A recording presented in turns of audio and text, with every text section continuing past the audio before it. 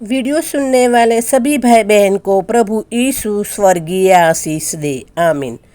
परमेश्वर के लोगों, बाइबल में 2 तीमुथियुस 3 अध्याय और उसमें से 1 से 4 आयत पर ये स्मरण रख, ये आयत कह रही है, ये स्मरण रख, अंतिम दिनों में यह समय आएगा क्योंकि मनुष्य स्वार्थी, लोभी, डिंगमार, अभिमानी, निंदक, माता पिता की आज्ञा टालने वाले, अपवित्र, दया रहित, क्षमा रहित, दोष लगाने वाले, असंयमी, कठोर, भले के बैरी, विश्वासघाती, ढीठ, घमंडी और परमेश्वर का नहीं वरन सुख विलासी के चाहने वाले अंत के दिनों में ऐसे लोग होंगे। यहाँ पर ये वचनों में पौलुस ने तीमुथियुस को अंत के दिनों की भविष्यवाणी दे रहा है।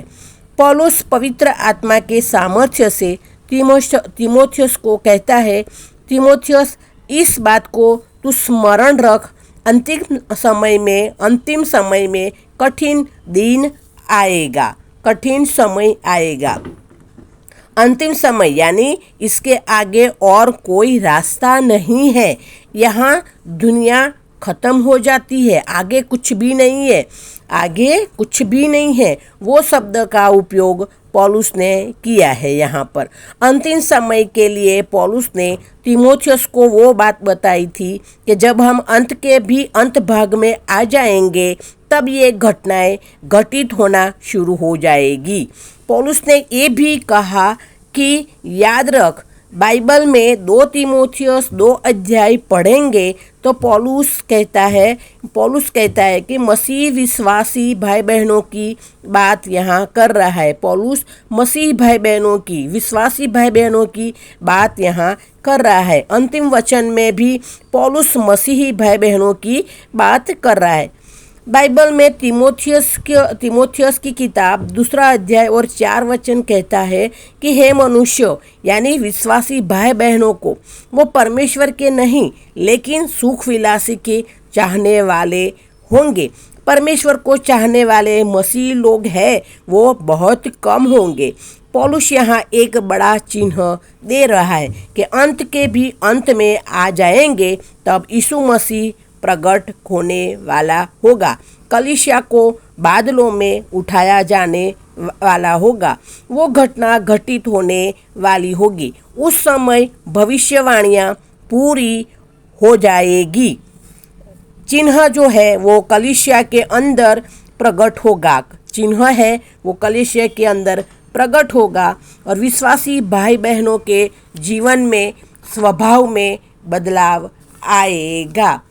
मसीही भाई बहनों में एक बड़ा सा परिवर्तन दिखाई देगा। ये बात पौलुस ने तीमुथियुस को बताई। कठिन समय तब आएगा जब मसीह लोगों के अंदर परिवर्तन आ जाएगा। संसार के लोगों परिवर्तन आ रहा है। संसार के लोगों यहाँ पागल हो रहे हैं, पाप को लेकर यहाँ पागल हो रहे हैं। ऐसा काम होगा। मनुष्य पाप को लेकर अपनी सीमाएं लांघ रहा है। प्रभु के सामने मनुष्य कोई विकल्प नहीं छोड़ रहा। लड़कियों का, महिलाओं का, वृद्ध महिलाओं का जिस प्रकार बलात्कार हो रहा है, परमेश्वर चुप बैठ ही नहीं सकता। किस प्रकार अपराध बढ़ रहे, हत्याएं हो रही है, किस प्रकार भ्रष्टाचार फैल रहा है। इसलिए प्रभु यीशु ने कहा था कि जैसे नूह के दिनों में हुआ था, पाप अपने चरम सीमा पर पहुंच गया था, तब परमेश्वर ने कहा था अब बस बहुत हो गया, अब जल प्रलय होगा और सबका नाश होगा। इसी प्रकार आज भी पाप चरम सीमा पर पहुंच रहा है। एक हद तक इंतजार कर रहे हैं। इसके बाद अपने प्रभु परमेश्वर पिता अपने पुत्र प्रभु यीशु को संसार में भेज देगा। पूरे संसार में पाप फैल रहा है। लोगों के व्यवहार में परिवर्तन आ रहा है। पौलुस यहाँ कहते हैं सबकी बात छोड़ो, हाँ सबकी बात छोड़ो, सब देश की बात छोड़ो। पौलुस ने कहा कठिन समय अंत के दिनों में आ जाएगा क्यों आ जाएगा? क्योंकि विश्वासी मसीही भाई बहनों के अंदर बड़ा परिवर्तन, बड़ा चेंज आ जाएगा। इसीलिए इसीलिए पौलुस यहाँ कहता है, इस बात को जान लो, समझ लो, अंतिम दिनों में कठिन समय आएगा।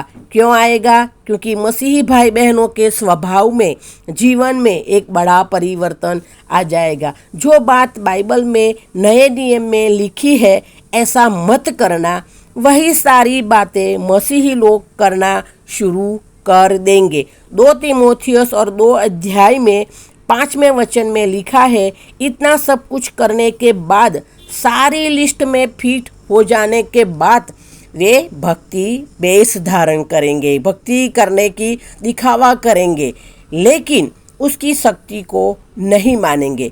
इतना कुछ करने के बाद भी विश्वासी मसीही भाई बहन दिखाएंगे कि वह कितने आत्मिक है, वे कितना धर्मी और परमेश्वर के पीछे चलने वाले लोग हैं। ऐसा सबके सामने दिखावा करेंगे। और आज कुछ लोग ऐसा करते भी हैं।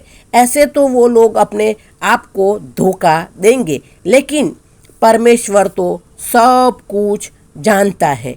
परमेश्वर ने, पौलुस ने कहा, मनुष्य स्वार्थी हो जाएगा, जबकि नए नियम में लिखा है, प्रभु यीशु ने तो साफ तौर पर हर एक मनुष्य अपने हित की नहीं, लेकिन दूसरों के हित की भी चिंता करे। लेकिन पौलुस कहता है, कठिन समय क्यों आ जाएगा? क्योंकि विश्वासी मसीही भाई बहन अपने स्वार्थी बन जाएंगे, अपना स्वार्थ आगे रखना शुरू कर देंगे, स्वार्थी बन जाएंगे, बिल्कुल स्वार्थी बन जाएंगे। यानी तरस दया खाने वाला स्वभाव जो है, वो देखकर दया आए, यीशु मसीह के लोगों को देखकर दया आने लगे। यीशु मसीह का दिल दया से भर गया।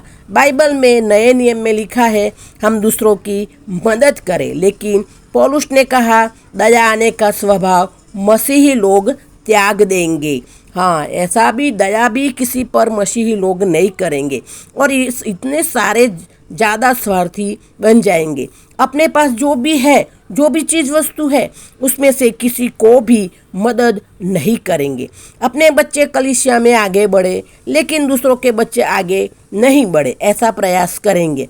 कलीसिया में प्रार्थना सभा करनी है, वचन बोलना है, वर्शिप करनी है, तो सिर्फ मेरे संतान ही करे, दूसरे की संतान ना करे। जो वो काम करने के लिए काबिल भी है, लेकिन फिर भी ऐसा दूसरों को बच्चों के नहीं, अपने संतान ही करे। मतलब कहने का मतलब कि सिर्फ हमारा ही नाम हो, हमारा ही फायदा हो। इसी तरह मसीह लोग स्वार्थी बन जाएंगे। दूसरों का नुकसान हो तो हो, लेकिन हमारा तो फायदा ही होना चाहिए, हमारा सब कुछ अच्छा ही होना चाहिए। ऐसे इसी हद तक मसीही भाई बहन, विश्वासी भाई बहन स्वार्थी बन जाएंगे, ये बाइबल का वचन कहता है। दूसरी बात पौलुस ने बताई, मसीही लोग लोभी हो जाएंगे, लोभी हो जाएंगे। मसीही लोग पैसों के लिए और भौतिक चीज वस्तु के लिए बावले हो जाएंगे, पागल जैसे हो जाएंगे। लोभी व्यक्ति अपने धन में से जरूरियातमंद को एक पाई तक नहीं देता है।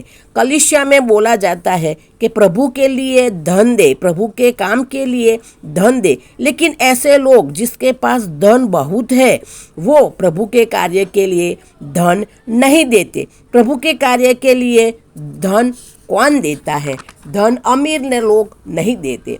पूरी दुनिया में प्रभु की सेवा चल रही है, वो अमीरों की वजह से नहीं चल रही।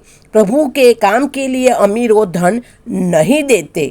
बाइबल में 2 कोरिन्थी 13 और 5 वचन कहता है, पौलुस कहता है कि अपने आप को परखो कि हम क्या करते हैं, हम इस लिस्ट में फिट होते हैं, हम धन देते हैं कि नहीं प्रभु के काम के लिए, वो हमें परखना है।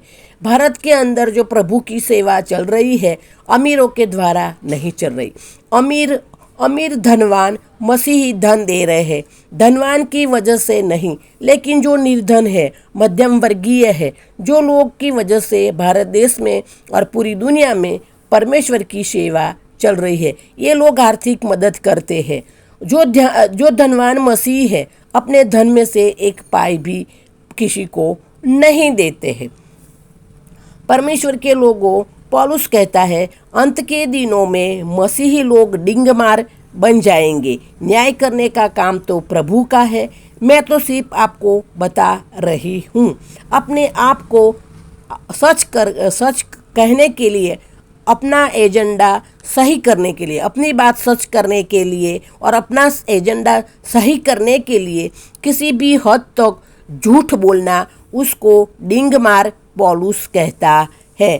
कई सारे लोग बड़ी बड़ी डिंगे मारते हैं और कई सारे लोग न कहने वाली बात भी करते हैं। हाँ, कुछ लोग ऑनलाइन आते हैं और कहते हैं हम वहाँ सेवा करते हैं, सबको बपतिस्मा दिया, लाखों लोगों को हमने पे किया, हमने ये किया, लाखों लोगों को बपतिस्मा दिया, लाखों लोगों को प्रभु में हम लाए, हमने वो किया, लेकिन सब दुनिया में और कोई सेवा नहीं करते, हम ही सेवा करते हैं, ऐसा दिखावा करेंगे। अपने एजेंडा को सही करने के लिए किसी भी हद तक झूठ बोलने वाले मसीही बन जाएंगे। ऐसा पौलुस ने कहा और वो आज चल रहा है। आज हम वहीं पर आकर खड़े हो गए हैं। ये सब पौलुस ने कहा है। बाइबल में मसीहों के बारे में लिखा है, सिर्फ व्याख्या कर रही हूँ, मैं तस्वीर बता रही हूँ। तो परमेश्वर के लोगों, हमें देखा, ऐसे हमें डिंगमार, स्वार्थी, लोभी हमें नहीं बनना है। हाँ, सब कुछ प्रभु ने दिया है, सब कुछ प्रभु का है और हम प्रभु का है, उसमें से हम दे रहे हैं। तो परमेश्वर के लोगों, हमें ऐसे नहीं बनना है। हमें सच्ची मसीही विश्वासी भाई बहन बने रहना है, ताकि प्रभु हमको आशीष दे और हमको अनंत जीवन के वारसदार बनाए। ये मेरी प्रभु से प्रार्थना है। वीडियो अच्छा लगा है तो शेयर तो ज़रूर करना, दूसरों को बताना और लाइक करना, कमेंट करना। और प्रभु हम सबको स्वर्गीय आशीष दे दी है, मेरी प्रार्थना प्रभु ने सुनी है, इसीलिए प्रभु को आमीन कहते हैं।